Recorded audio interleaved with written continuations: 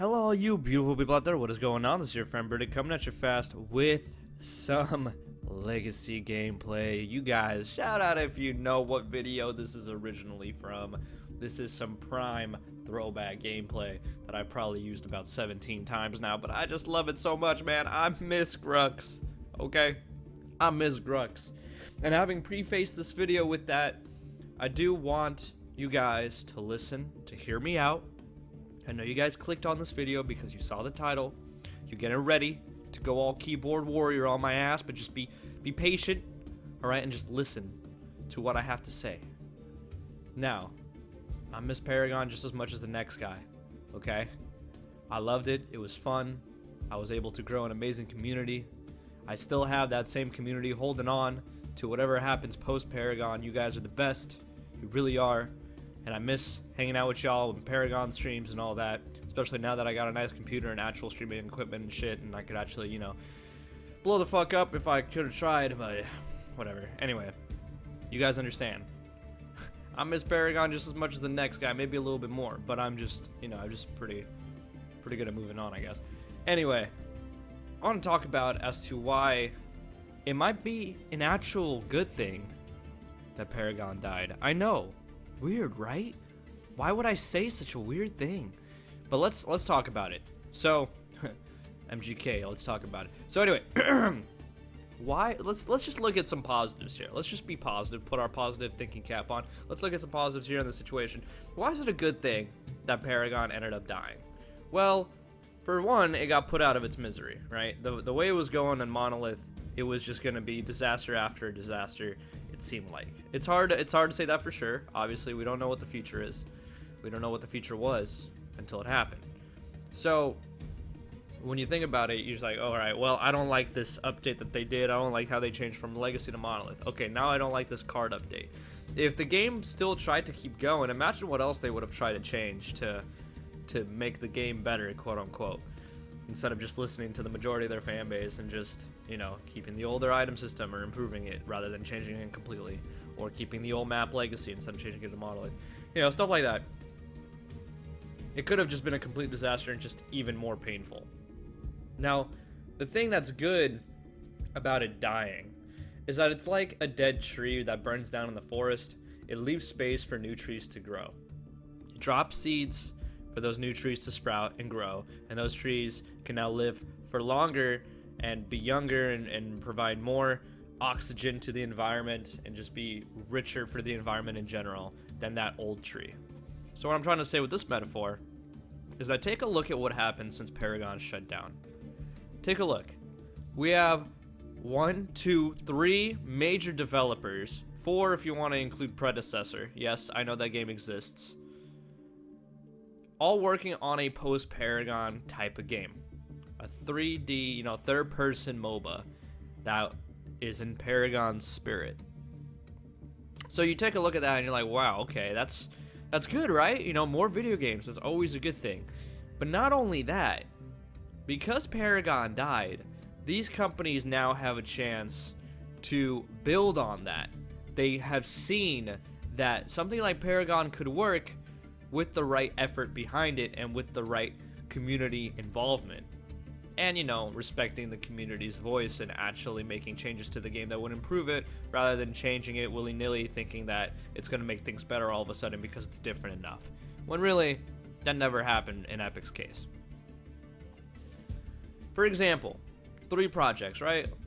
We're talking about Project Agora, Project Phoenix Rising, and Ethereal Clash of Souls. 3 pretty different projects in their ideas for games, right? Project Agora, pretty much a Paragon 2, using the same characters and models and just keep going. Project Phoenix Rising, completely original, but still kind of a typical MOBA, 5v5, 3 lanes, same system.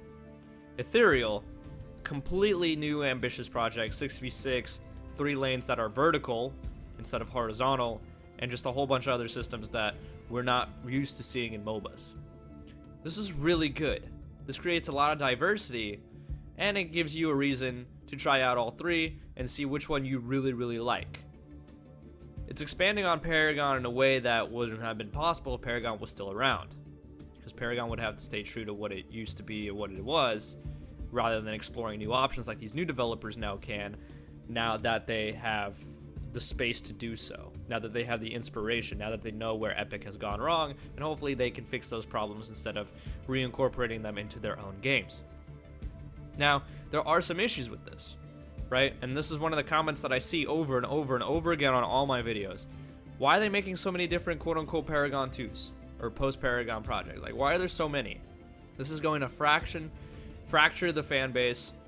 It's going to make, you know, the small fan base already even smaller. But I believe that people aren't really forward thinking enough in this situation. You got to think about the future of the game. You got to think about the audience that the game will attract. And these 3 games, they really have like their unique properties.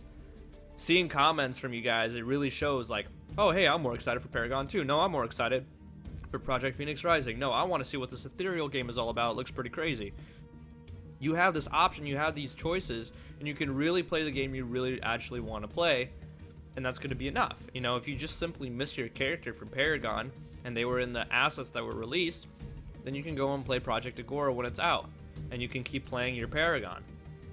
If you were just playing Paragon because it was the closest thing to what you've wanted out of a MOBA, but now there's something that's pretty similar to it but could just be better version of it, like Project Phoenix Rising, for example, then you can play that now.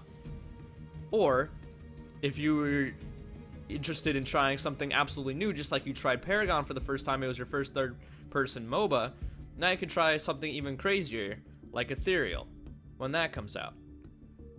So expanding the game market just makes a lot of stuff better and better. And you don't really have to worry about the community growing, because if it's a good game at its core values, at its core mechanics, it's going to grow because people are going to stick around. The more people stick around, the more people are going to talk about it, the more they're going to share with their friends, the more they're going to play, and etc, etc, etc. It also depends on how much the companies decide to use on advertisement and marketing. But what I'm trying to say, guys, is that if you're still sad about Paragon dying, just think about all the good that it dying has done and what it will do in the future. I'm cautiously optimistic about all these projects. For now, Ethereal seems to be the one that's ironically the closest to creation and fruition, even though it's the most ambitious one. That's why I say it's ironic. But they've already said that, hey, we can put out this beta, this alpha, this closed thing anywhere from November to March. Like, we're almost ready. We're almost ready to go here. And that's a pretty positive thing. You know, it's really exciting, to say the least, right?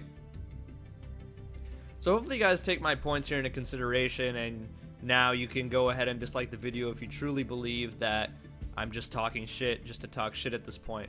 Because I'm really not.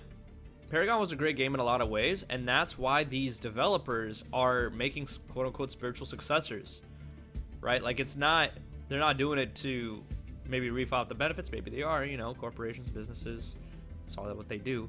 But with the gamer in mind, these new projects are really, really, really good, because you end up, you know, having just so much more growth. There's so many more possibilities now, and much more potential for a better game. And that's kind of what I'm trying to say here. So let me know if you guys agree with me on these points. If you disagree with me on these points, that's okay too, man. That's what YouTube is all about. I am just excited for the future, man.